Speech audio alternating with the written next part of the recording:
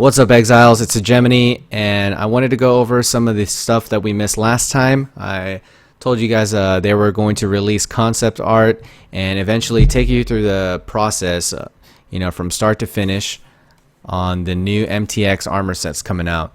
And in my opinion, this is like one of the best armor sets. I think it's probably worth like 1,000 points. I would gladly pay 1,000 points for this if it looks anything remotely like this when it's finished. But it looks so amazing. The necrotic set, I'm not really a fan of. I think it looks way too bulky. I like the chest piece and I like the helmet, but the arms, the whole stance, it just looks like he's fat and he's not very agile. But I'm sure other people have different tastes. It's just exciting to see now that they're actually going to share, the art development. We're so used to seeing the development of like the design and the balance and things like that. But yeah, I'm sure I don't know if Eric's going to be leading this or if Chris is. Maybe he'll just, copy whatever Eric says. Moving on to the patch notes. The 1.2.4 added a new intelligence skill, Herald of Thunder. We discussed this in the previous video. Added a new intelligence skill. Now, before it was called Lightning Touch. Now it's been renamed to Lightning Tendrils. It says lightning is released from your hands 4 times in quick succession, damaging all enemies and an arc in front of you. Lightning Tendrils is first available to the Witch, Templar, or Scion, so it's definitely a spell. And blah blah blah blah blah. Normal difficulty. And I like to think it's something like kind of like this. Only instead of channeling it, it just goes out in 4, bursts.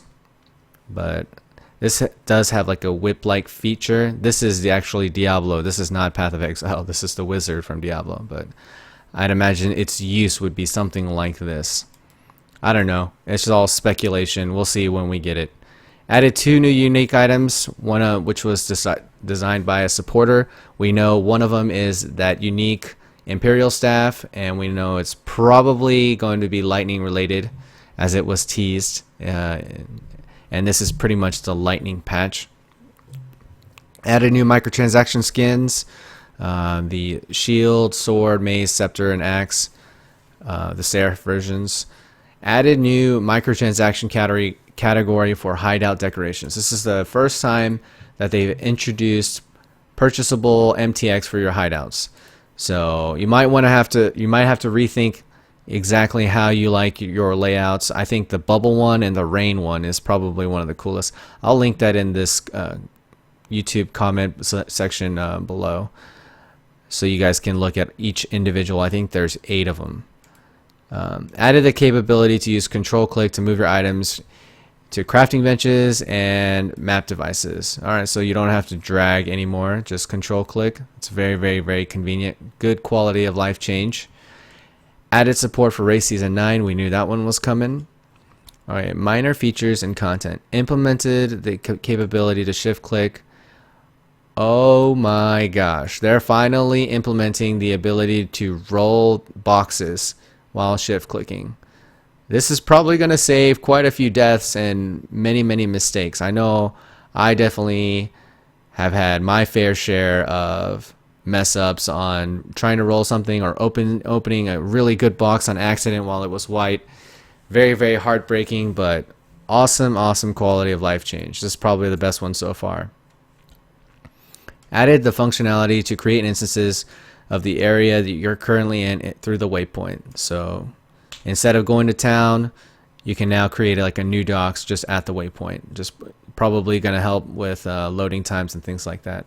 Added the abandon_daily chat command as a last resort to abandon all daily missions which are stuck open. I've never had this problem when they were stuck. Added an option for preferred loot allocation. So no longer having to set it to perm if that's what you like all the time. I'm probably just going to leave it. I don't really care about this. Added a mark as read option for private messages on the website. Most people know that I don't check my messages, man. I have like 277, so this doesn't really pertain to me, but I'm sure a lot of you guys are going to like it. My biggest beef with the whole messages thing is the lack of ability to, you know, widen the scope, make it thinner, and see like maybe 50 at one time. And this is really clunky. It just doesn't feel like a very good inbox. I feel like I'm spending so much time, you know, doing stuff like this when it just could be much more accessible. So I really hate using that system. Where were we? Captain Fairgraves now has a ghost fire footprints. That doesn't really matter. Added a warning when editing your guild tag for the first time. That's I don't know if that necessarily was a good use of time, but okay. Added 3D art for the following unique items: Bones of Uller and Ezomite Peak. Oh, I want my staff 3D art so badly. Improvements have been made to portal audio. Oh my god, this is the biggest problem. That new blue, this portal effect, where is it? Oh my gosh, this thing is so loud. Every time I go into somebody's hideout and they use that thing, it makes me cringe and makes me violent. Many hideouts have had their ground flattened. I'm guessing this will improve some of the flickering of textures that we see because it's overlapping. Improve the selection box of lodestones for Zana missions. Yeah, because they were always selected underneath. Quite annoying to get to that nameplate when there's a bunch of mobs around. When purchasing hideout decorations from master outside of your hideout, it now opens the hideout stash tab instead of your inventory. Improve portal labels overlapping when multiple portals are present in town. Dialogue should now fade out when you stop talking to an NPC. Increase maximum zoom on the website's passive skill tree. Oh, that's very nice. This is one of my biggest qualms with that, and now that I can actually zoom out fully, I think that's going to be amazing. The only thing else I have beef with on the actual skill tree is the kind of like lagginess. I can't fill in the points really quickly. I have to like individually click, and it gets kind of annoying. Improve the generation of corrupted side areas in the archives area. When viewing the stash tab list in the client, you can now type to jump to tabs that have names starting with those letters. Wow, that is very nice. For somebody with like hundreds of stash tabs, this will definitely come in handy. Added a mission minimap marker to the Haku mission boss that holds the spirit. Increase the range at which you use currency on strong boxes. Oh, that's also another thing. This and this are gonna save lives in hardcore. And I guess softcore. I mean, I'm sure if we're having the problem, they're having the problem too. Only in hardcore, you lose your character or it goes to a permanent league. Continue to increment, improve sound, art, effects, and environments. Okay, so overall, very nice quality of life changes. They're definitely putting a lot of focus into it. Knockback. These are the balance changes now. Knockback no longer affects targets which are leap slamming. It resulted in cases where they could get trapped inside objects if knocked back while leaping over them. Okay. I don't remember many cases of that happening, but colossal bone suckers have had their life and damage reduced. I would like to know how much, but I don't know. I guess we'll have to find out. This is actually the guy that one-shot me in that shrine. If you guys remember the first week of Beyond, when I was like 29th on the ladder, like I just got critically hit and he one-shot me. I mean, I didn't have armor to begin with other than Arctic armor, but yeah, I don't know if I would have lived with this change. Slightly reduced damage dealt by plummeting Ursas. I don't know if that was quite necessary. I definitely thought that they were fun and they added a danger element, but whatever.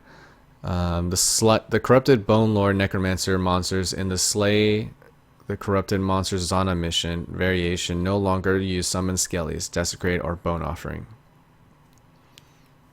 Minion and totem resistances have been standardized. Ray zombies now have 35%, and all other minions have, and player summon totems have 25% fire, cold, lightning resistance in all difficulties. So I guess it's been normalized so that they don't suffer through the negative resistances through the difficulties. So this is what sounds like a buff, a major buff, if that's the case. Their survivability of these things are going to be drastically improved. Reduce the damage dealt by the Ariath's Vengeance unique boss in the Courtyard endgame map.